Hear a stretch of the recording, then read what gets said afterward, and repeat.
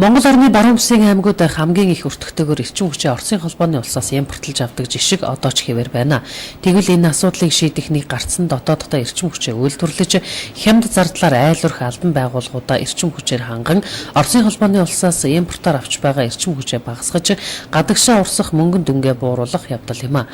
Тиймээс Монгол улсын эрчим хүчний яамнаас санаачлан Дэлхийн банкны хөрөнгө оруулалттайгаар баруун бүсийн цахилгаан түгээх сүлжээ компаниудыг тогтвортой бөгөөд найдвартай цахилгааны үйлчилгээний хүрт хэмжээг нэмэгдүүлэх Монгол улсын эрчим хүчний салбарын зохицуулалтын чадварыг сайжруулах зорилготойгоор баруун бүсийн эрчим хүчний системдэр 10 мегаваттын нарны цахилгаан станц барих ажлыг төлөвлөд байна. Дэлхийн банк энэ оны сүүлээр буюу одоо 12 сарда багтаагаад зээлийн их усүрийг Монгол улсад шийдвэрлэх гэж байгаа. Энэ хэрвээ шийдэгдэх юм бол бид эхний 3 сарда одоо энэ эх оны эхний 3 сарда багтаагаад техник эдийн засгийн үндэслэл судалгааны ажлуудыг хийнэ. Үүн ажлыг дууссаны дараа бол энэ одоо Дэлхийн банкны өөрсдийн төлөвлөгөөгөр бол эх 100 буюу 6-7 сард бол барилгын ажлыг эхлүүлэх болцоо бүрднэ гэсэн урьдчилсан төлөвлөгөө байна. Сэргээгдэх эрчим хүч бүхий 10 мегаваттын хүчин чадалтай нарны цахилгаан станцыг Ховд аймгийн Мянгат суманд барих төлөвлөгөөтэй байгаа бөгөөд эрчим хүчний яамны Дэлхийн банкны төслийн зохицуулагч Ганбаатараар ахлуулсан ажлын хэсэг тус сумын удирдлагууд болон ард иргэдтэй уулзаж энэ талаар хэлэлцүүлэг зохион байгууллаа. 10 мегаваттын хүчин чадал бүхий нарны цахилгаан станц баригдчих бол эрчим хүчний чанар дээшлэхээс эхлээд эрчим хүчний тасралтгүй найдвартай их усүртэй болж байгаль орчин хийгээд эдийн засагт сайнаар нөлөөлөх талтай хэмээн иргэд сайшаалж байна.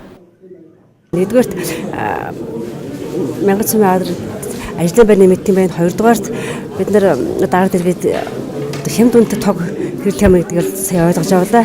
Энэ ямар ч байсан энэ нарны цахилгаан станц баснаар одоо энэ ард иргэдэд одоо бас зохимжаана одоо эдийн засгийн одоо камдрал гарах болов гэж бодож байна. Нэг юм бодлоо одоо нэг цахилгааны төлбөр нь одоо багасгах хаа гэж бодож байна. Хоёрдугаарт бас энэ суморны хөгжилтөч бас одоо сайнаар нөлөөлөх байхаа гэрэлтэйгээ одоо улам л одоо өөргөжих байхаа гэж бодож байна. Ховд аймгийн хувьд 80 гаруй мянган хүн амтай, үүний 3000 гаруй хүн ам нь Мянгат суманд амьдарч байгаа гэсэн тоон мэдээлэл бий. Тиймээс тус суманд 10 мегаваттын хүчин чадал бүхий нарны цахилгаан станц баригдвал 30 орчим хүний орон тойтой байнгын ажлын байр шинээр нэмэгдэхээс гадна барилга угсралтын ажлын үеэр тус сумын 500 орчим иргэд төр ажлын байраар хангагдах боломжтой гэж тооцоолж байна.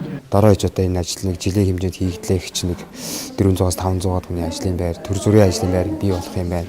Зам мэдээж эргээд ашиглалтын хугацаанд бол мэрэгжлийн төвчний хүмүүс одоо жишээлбэл 10-аас 15 цаашлаад одоо 20 дайны хүмүүсийн ажлын байраар хангах. Дээрээс нь бас одоо дотооддоо одоо ингээд эрчим хүч үйлдвэрлээд эхлэнэ гэд маань бас цаашлаад Мянгат сумын ард иргэд, Ховд аймгийн ард иргэд бас тодорхой хэмжээний бага үнийн тарифтай бас эрчим хүчийг хэрэглэх юм өндөр нөхцөл боломж үүсгэж байгаа бас баяртай байна. Ховд аймгийн хувьд 12 мегаваттын хүчин чадал бүхий дөрвөний усан цахилгаан станцтай.